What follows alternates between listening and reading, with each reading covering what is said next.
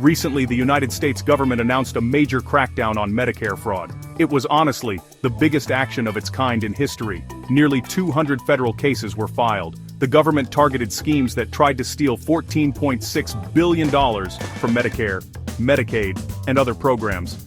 This move really shows just how serious the government is about stopping fraud.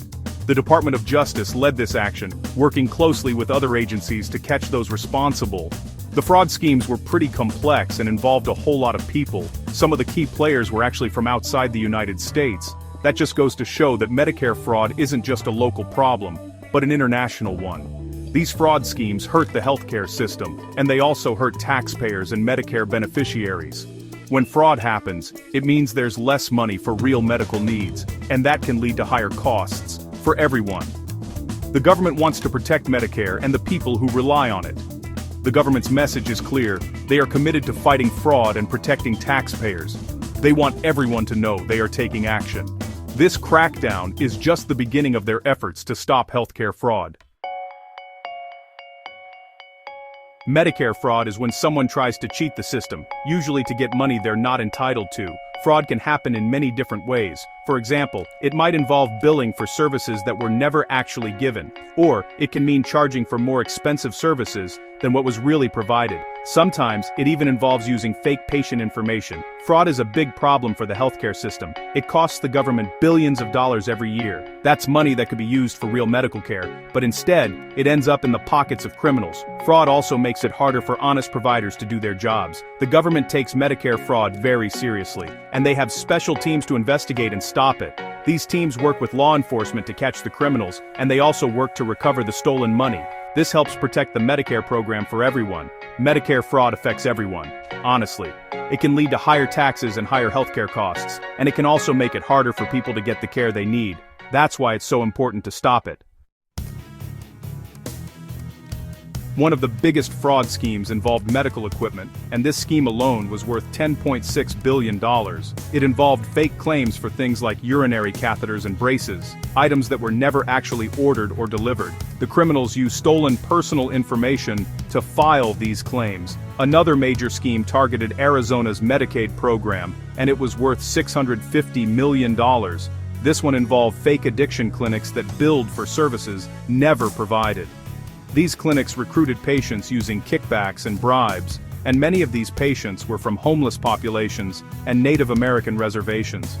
These schemes were really complex and involved a lot of people, including some key players from outside the United States. They used sophisticated methods to hide their activities, which made it pretty tough for authorities to catch them.